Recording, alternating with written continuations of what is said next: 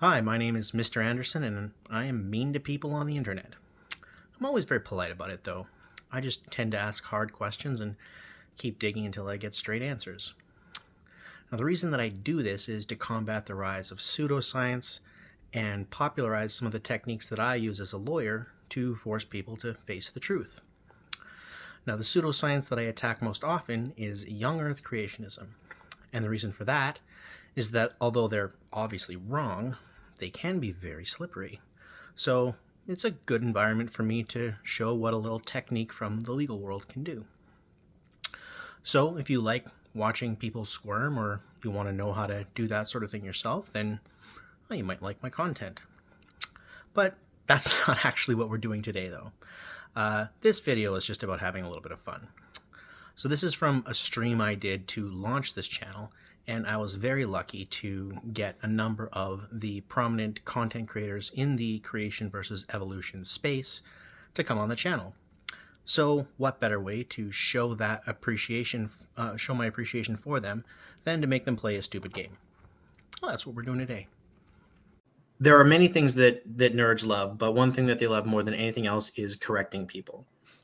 And so what I have is a series of statements. These are untrue statements about science and related fields that we all have been talking a lot about. This is going to raise blood pressures, isn't it?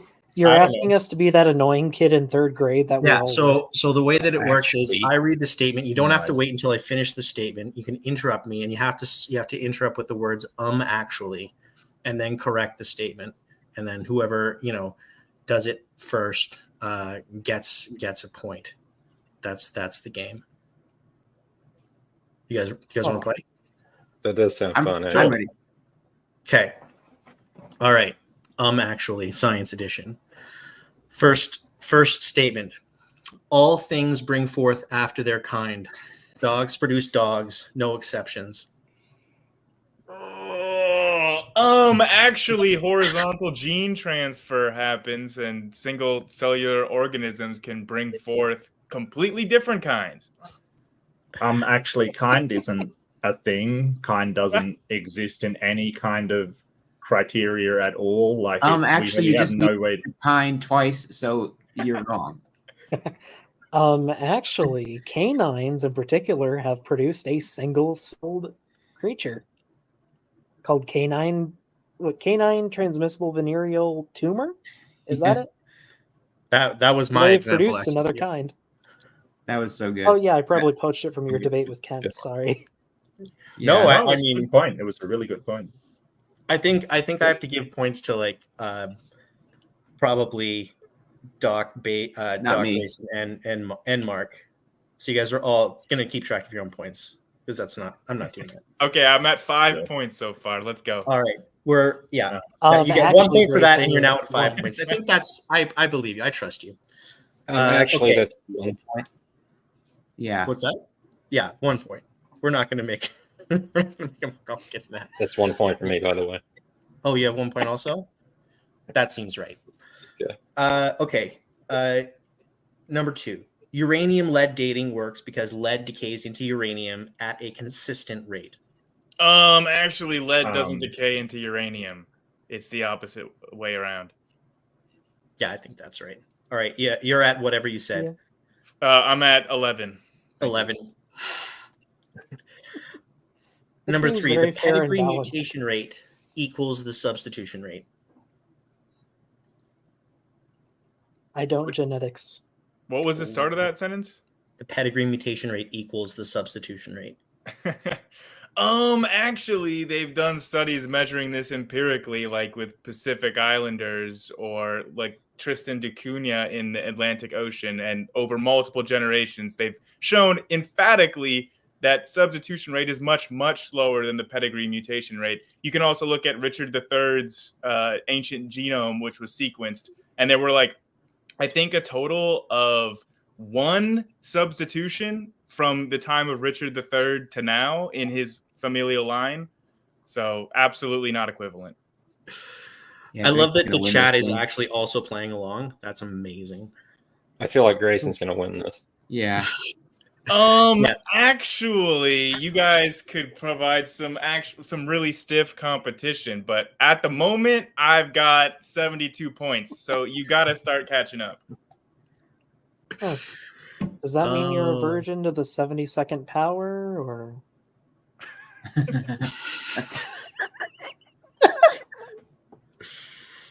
Oh man. Sorry, I had to. It's fair. It's fair. I mean, you do what you think is right. That's always been that's my motto. All right, here's the next one. There's no such thing as the geologic column. Actually, there are like at least 30 places on Earth where you can find the complete or almost complete column. Can I ask what you mean? Yeah, that was so funny.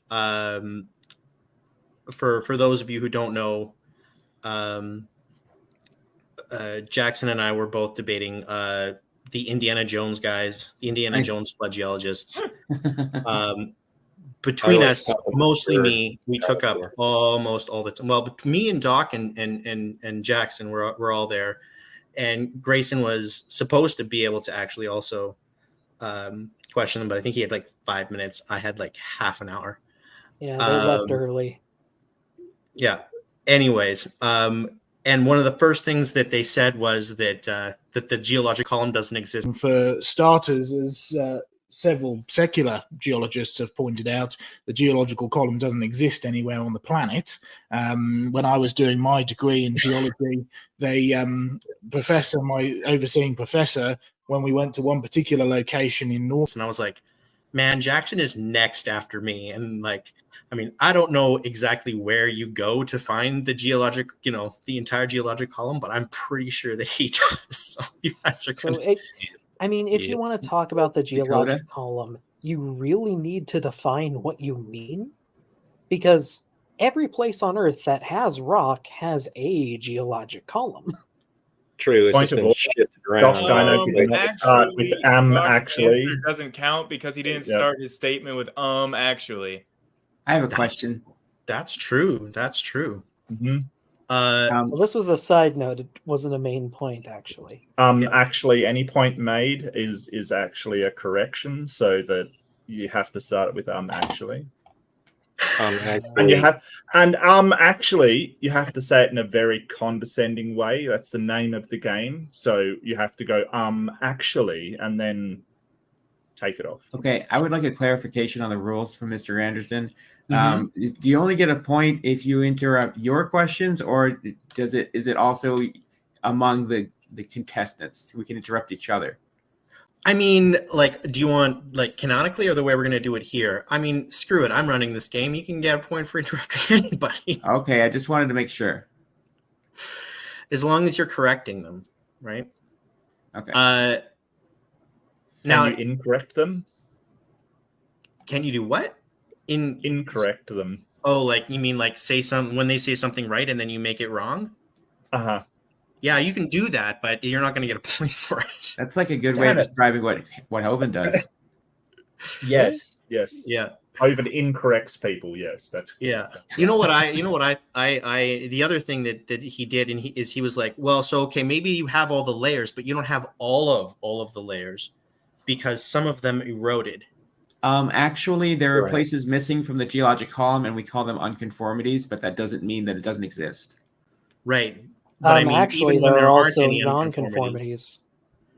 Yeah, even when there aren't any nonconformities or unconformities, I mean, there's still going to have been erosion. Like actually, erosion and deposition varies. Right. Actually, the great unconformity and the other unconformities, we kind of understand why they happened, so they're not really a problem with the geologic column. Yeah, I know. It's kind of like Earth just sort of erased its browser research history to ascertain why. Actually, the great unconformity, which is the one they always bring up, hasn't it? I'm really shaky ground here, so I'm gonna just listen to Doc. And they bring up a few, actually. This is the greatest game I've ever run. I vote Andrew Cummings wins for his actually comment in the side chat there. I think that nails the hits the nail on the head. Do you know how to highlight comments, Mr. Anderson? You just click on them. Yes. Which one of his comments? Looks like he's got at least two. The second Oh, to the last. yeah. Actually with I the think geologic so. column. Yeah, that one. Geologic column is an ideal reference frame assembled via methods of biostratigraphy and chronostratigraphy from sequences of strata exposed across the world. Yeah, Andrew, you get a point even though you're not in the chat. Because I don't understand what that means. He is in the chat. Right. I don't even understand what he said, but it sounds good. All right. Next question. All right. It is impossible to compress all of the world's oceans into a dot smaller than a period because water is incompressible. Actually, there are singularities in existence today in black holes that can compress billions of stellar masses. Actually, I think the majority of physicists would probably say that the singularities are mathematical objects, not so much actually physically real. And because we don't have a theory of quantum gravity, we don't have the kind of tools to describe what's actually going on at the center of black holes. But even accounting for that, you can still compress a gallon of milk down to to a plasma, and then even deeper than that to a quark gluon plasma, in which you could get it small enough for a period on a page with known physics that we can describe with our current standard model. So, I mean, I think you get a point for that one, Grayson. That was a very comprehensive answer. Maybe my black hole knowledge is out of date. In classical relativity, singularities, I don't know. I mean, there's never really been a quantum theory of gravity. So singularities are mathematical artifacts of basically the theory of relativity breaking down and its ability to describe what's actually going on. There's some string theory, though, that has some pretty wild ideas about what goes on inside black holes. They're like little fuzzballs of strings. Yeah, it's hard to think about. Yeah, you're going to have to do a stream and explain all of that to us because that sounds fascinating. Ask Leophilius. Oh, yeah. Doesn't he mostly do philosophy? No, physics as well. The big space physicist type guy. Yeah. All right. Next question. This one's for our Christian friends. Leviticus is the second book of the Bible. Actually, Exodus is the second book of the Bible. Mark knows his Bible. Which one's Leviticus?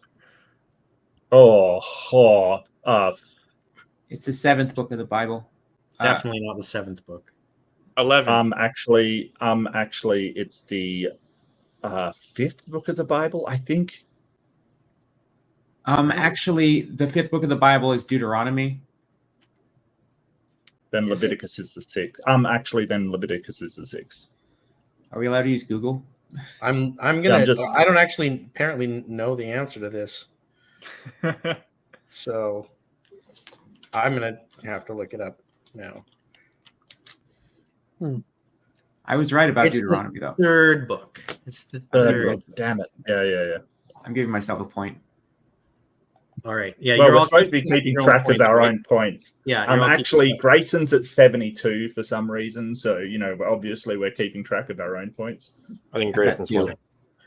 I actually lost 40 points for my incorrect guess of Leviticus being the 11th book, so we're on 42 now. Oh yeah, but I think you were awarded pi points, right? When did that happen? Yes, the amount of points that I have is an irrational number at the moment. So.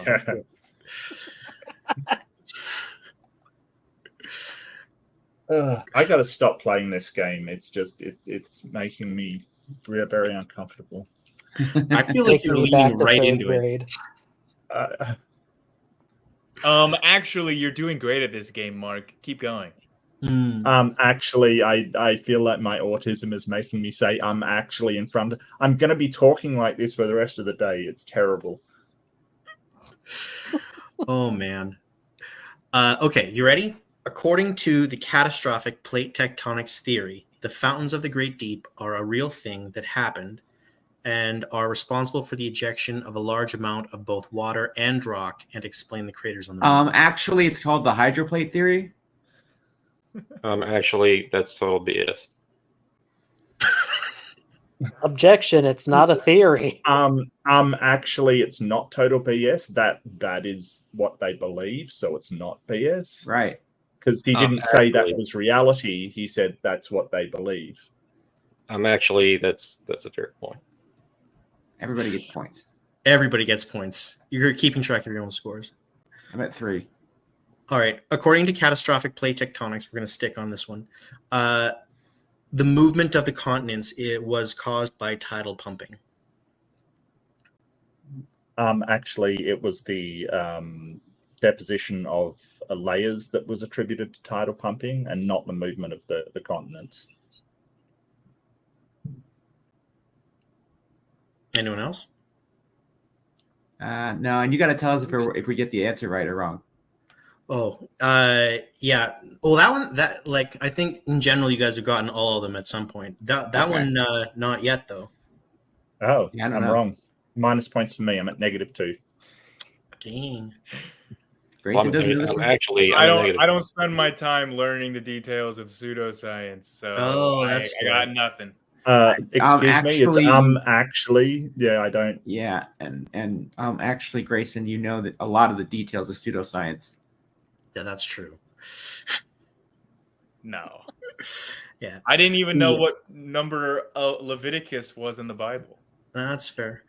But Actually, I think we all know too many details of this crap. Is I the don't Bible think any of us pseudoscience? knew the number so of Leviticus. the what we were looking for there is that so tidal pumping once again is actually a mechanism that was theorized to have caused the breakup of the continents under the hydroplate theory. In catastrophic plate tectonics, tidal pumping plays no role at all. They say that the continents moved to where they are now as a result of the regular processes that move the continents today, just faster for no apparent reason. Makes So sense. that's that one. It's an absolute nightmare. Actually, the reason that they give is that they don't believe that. What's the word for saying that things are the same in the present as they are in the past? Uniformitarianism. Uniformitarianism. Yeah, they don't think that holds. Yeah, that's true. That was a big Actually, sticking point. AJ, it holds when they need it to. Well, there you go, guys. That is the end of the game, and the winner was Who Cares? See you later.